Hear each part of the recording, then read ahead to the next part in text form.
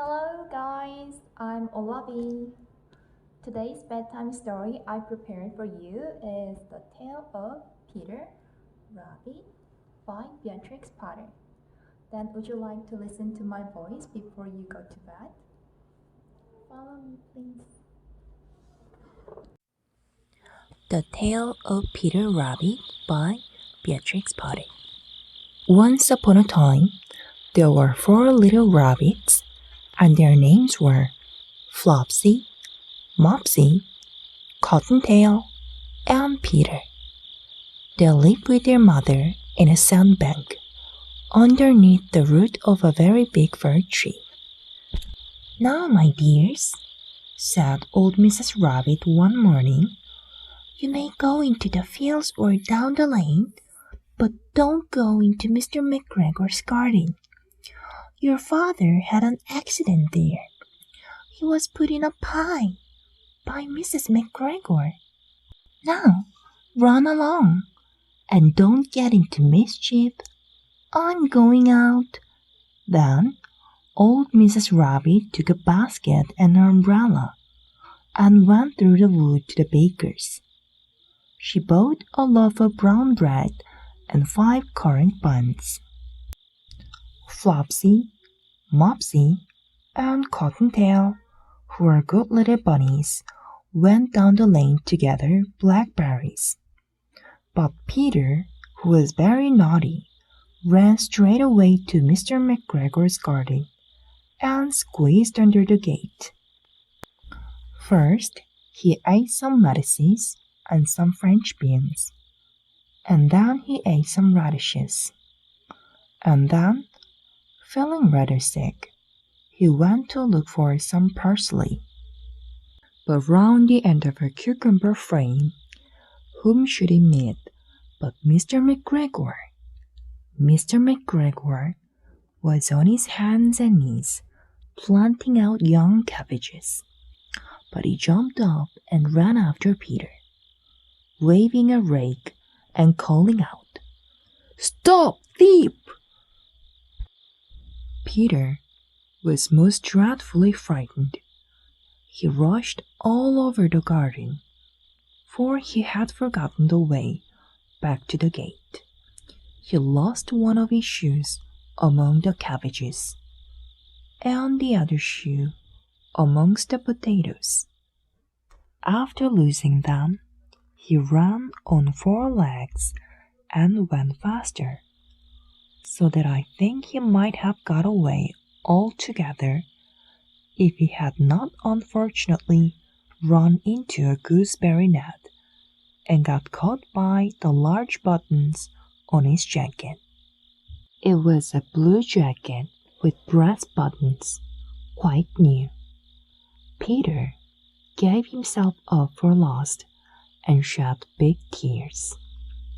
But his sobs were overheard by some friendly sparrows, who flew to him in great excitement and implored him to exert himself.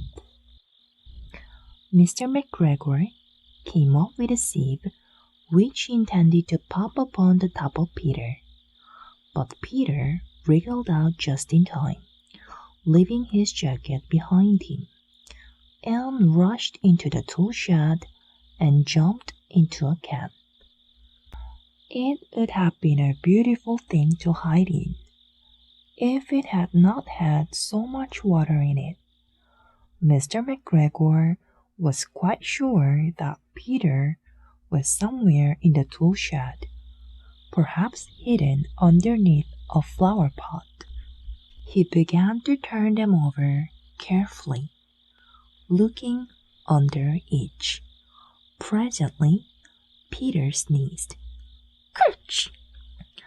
Mr. McGregor was after him in no time, and tried to put his foot upon Peter, who jumped out of a window, upsetting 3 plants.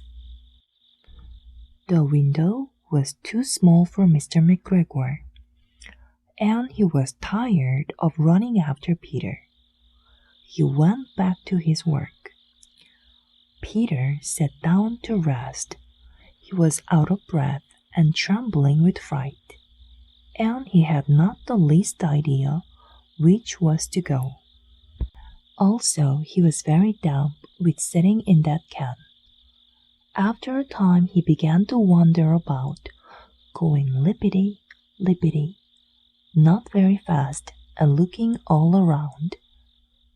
He found the door in a wall, but it was locked, and there was no room for a fat little rabbit to squeeze underneath. An old mouse was running in and out over the stone doorstep, carrying peas and beans to her family in the wood. Peter asked her the way to the gate, but she had such a large pea in her mouth that she could not answer. She only shook her head at him. Peter began to cry. Then he tried to find his way straight across the garden, but he became more and more puzzled. Presently, he came to a pond where Mr. McGregor filled his water cans. A white cat was staring at some goldfish. She sat very, very still, but now and then the tip of her tail twitched as if it were alive. Peter thought it best to go away without speaking to her. He has heard about cats from his cousin Little Benjamin Bunny. He went back towards the tool shed, but suddenly, quite close to him, he heard the noise of a hoe. Screech, scratch, scratch, screech.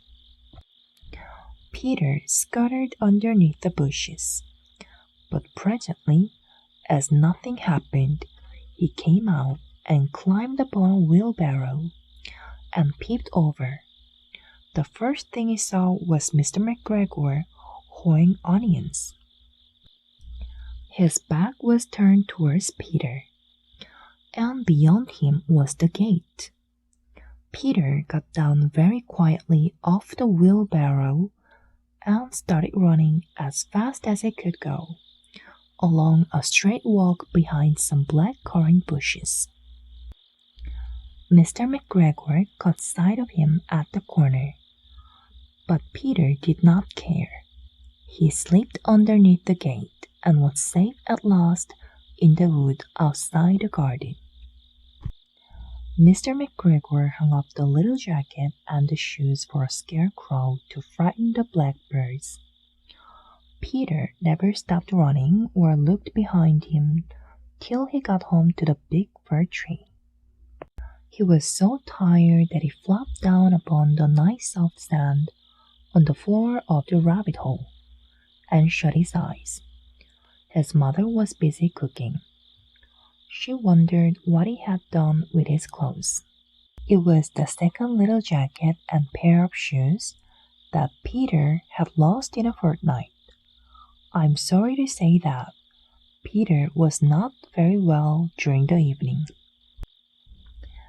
His mother put him to bed and made some chamomile tea, and she gave a dose of it to Peter. 1 tablespoon to be taken at bedtime.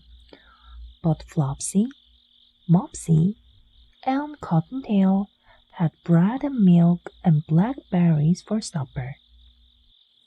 The end. Alright everyone, I hope you enjoyed the story, and good night, sweet dreams.